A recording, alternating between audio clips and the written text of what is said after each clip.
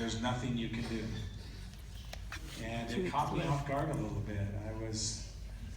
I was certain that there wasn't much that I could do, but I did not want to give her that response. But after a few moments of really seriously contemplating and trying to find an opportunity where I could share something with her, I finally resolved and said, there's nothing that I or anyone else will be able to do to help your husband. He ended up surviving that cancer, and that was an interesting thing to me. I ran into him at the bank. It was a kind of a strange thing for me because I had transferred his care, obviously, to an oncologist, and he went home from his visit and resigned himself. His oncologist had told him in the next few days, you really need to do everything that you thought would be important to you, because by next week you will be bedridden and we'll be medicating you very seriously to manage the pain and the discomfort which had been escalating with him for some time. And he went home and crawled into bed. Decided there was nothing left to do in life, but crawled into bed. And then he had this epiphany. And he said to himself, who says I have to die? What makes my doctor right? I ran into him a few months later at the bank. And I had just kind of removed myself from that circumstance, appropriately so. And was not really familiar with the total outcome with that. His name was Jim, and as I'm standing in the line at the bank on my lunch hour, somebody called my name, Dr. Hill, and I turned around and there was Jim. And I said one of the dumbest things I think I've ever said in my life. I said, Jim, I thought you were dead. Yeah, I felt pretty stupid. And he said, no, I'm not. I thought that was a pretty stupid comment because I'd already figured that part out on my own. I already knew that was the case. But then he told me something that intrigued me. He said, and I'll tell you something else. I don't have cancer anymore. And I spent an hour or so with him asking him lots of questions. And he talked with me about what he had discovered on the internet and what he had learned more about natural approaches to health. And that led me to begin to travel a little bit and ask some questions. I wanted to know whom he had spoke with. He had traveled about 8 hours away and met with somebody. So I decided the best thing to do would be to call them and to talk to them, which they were kind enough to speak with me. I arranged a time to go visit them myself. Something had happened from the time that I had called them until the time I actually showed up, and they somehow felt I was some kind of a secret government agent there to take them away. And so I waited for several hours on his front porch. And finally, late in the evening, he and his wife came home, and he would not speak to me, but she sat on the porch and talked with me for a little bit, and then eventually coaxed her husband into sharing with me some of the things that he had done for Jim. And that led me to some investigation with the essential oils. A few years ago, I met a woman by the name of Kim and her friend whose name is Sally. And Kim, on a whim one day, I believe, if I remember this correctly, Kim was at a grocery store and saw a flyer of somebody talking about essential oils and inviting them to come to an aroma touch class. And she thought, I don't know what that is, but maybe I'll go. And so she just showed up on the appropriate day and took the class. And they were kind enough to accept her into the class. And she went home thinking that was an interesting experience, but she didn't really have anything to gauge that to. She didn't have anything to apply that to until the next day when she met for the first time her neighbor down the road named Sally. And Sally was paralyzed. Sally had been in a snowmobiling accident some decade or so earlier and had broken her back in the middle of her thoracic spine and was paralyzed from the waist down. And Kim thought to herself, I bet I could do an aroma touch on Sally. And so she asked to do an aroma touch on Sally. And for a period of several months, she would go twice a week and she would do an aroma touch on her new friend, Sally. And they called me one afternoon and they began to relate to me this exciting experience. And so I thought I would, they've sent me a succession of videos, and I thought I would maybe just share a couple of those with you that maybe will help to illustrate, I think, some of the real purpose behind what we're doing. I don't know why this won't work, but could you advance my slide for me, please? Skip that slide, it doesn't matter.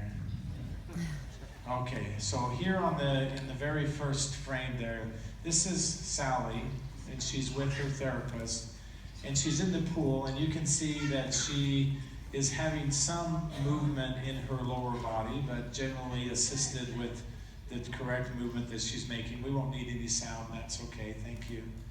And then now in the next two slides there, you can just turn the sound off, thank you. In the next two slides there, you can see that she's making some progression. In the center slide, this was a remarkable time.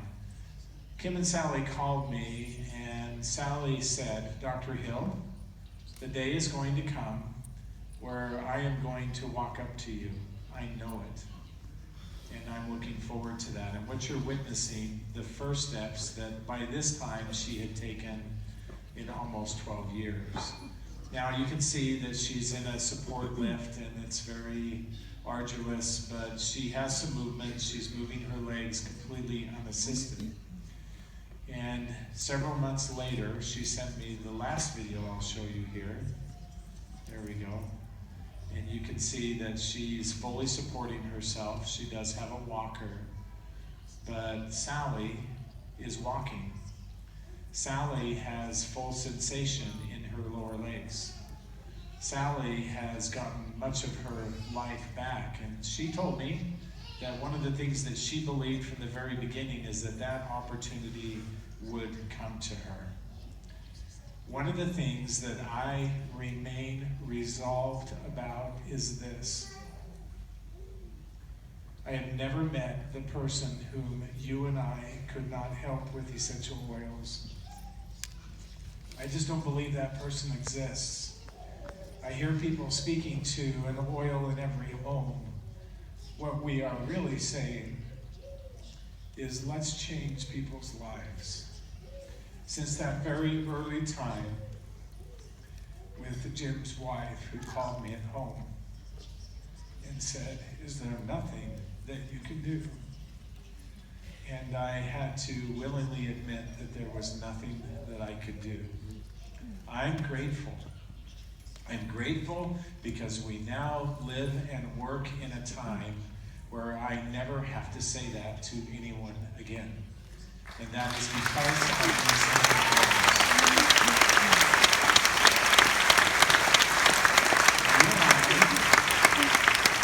you and I have a great responsibility. We have a great responsibility that in some ways becomes the measure of whether or not we truly are impassioned, whether or not we truly do believe and have found value in the essential oils. And so I wish to applaud you, because I know that you, as special as some of these experiences are for me, I know that you have your own experiences that are equally pleasing, that are equally strengthening to you.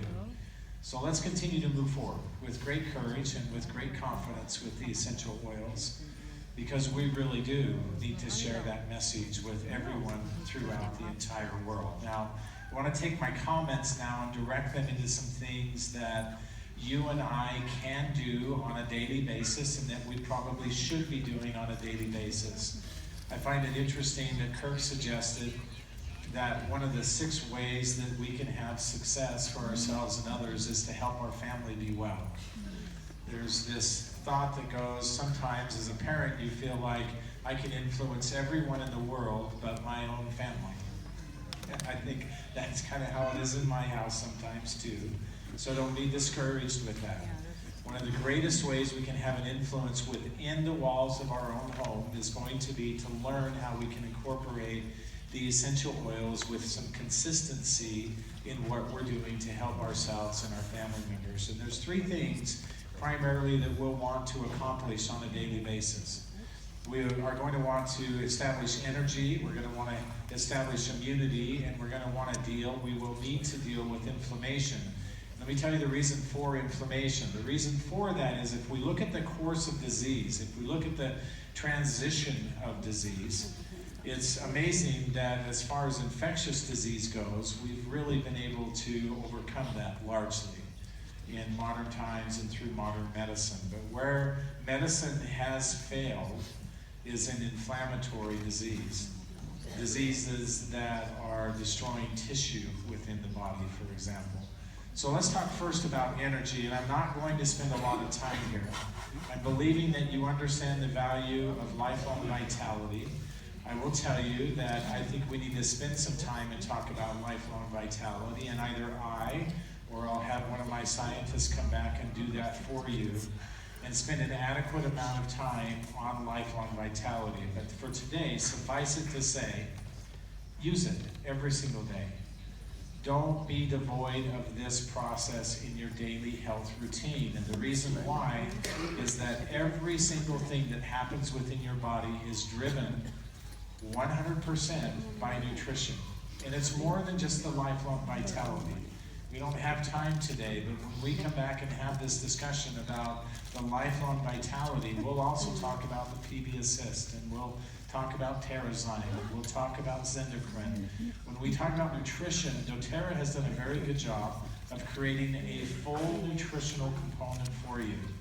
And each one of them has very specific value and can be utilized and should be utilized in that daily basis. It's a part of how your body draws within itself for what we would call metabolism. Everybody believes that metabolism is how your body burns energy, but that is not the case. Metabolism is actually how your body creates energy, how your body heals itself, and how your body rids itself of toxicity.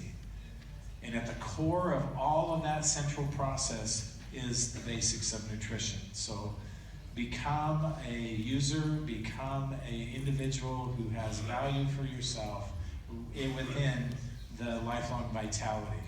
So let me talk a little bit about immunity real quick. And yesterday you had the opportunity to see one of the research studies that we did in doTERRA. It was one of the very first studies that we ever did in doTERRA. And it was a study that was done in connection with Oklahoma State University and Dr. Wexon Wu.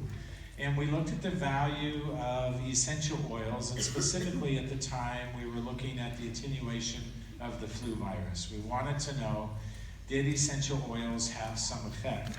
That led to an opportunity. Now that became a published study, and that led to an opportunity for us to investigate the oils a little more fully in a hospital environment. I'd been approached by a microbiologist who worked within a hospital where they had an extraordinarily high rate of infections that would develop if you went to their hospital. They had in excess of a 50% infection rate, and the type of infection you were going to receive was a MRSA infection, a superbug infection, that there's not a lot that we can do in medicine to try to control or to abort or change that. And so it had become a real concern for them. In this initial study, it was determined that On Guard essential oil, this is published, it does name On Guard specifically, that it was more than 90% effective at controlling the viral components associated with the flu. And the flu that we looked at was the swine flu, which at the time was the newest strain that had developed, and it was a large concern all throughout the world. So this was really monumental for us, and we know that about On Guard currently today. We know and we recognize the value that it brings to us. Each one of us should be developing a habit of using On Guard on a daily basis. That led us to this opportunity for research in this hospital environment with this microbiologist by the name of Jennifer Edmonds. She came and spoke in our convention model several different times. She sent me this letter. She had looked at several different varieties of our essential oils. She looked at tea tree, she looked at cloves, she looked at thyme, oregano, and she looked at On Guard, and there were a few others, and she wanted to know its ability to control these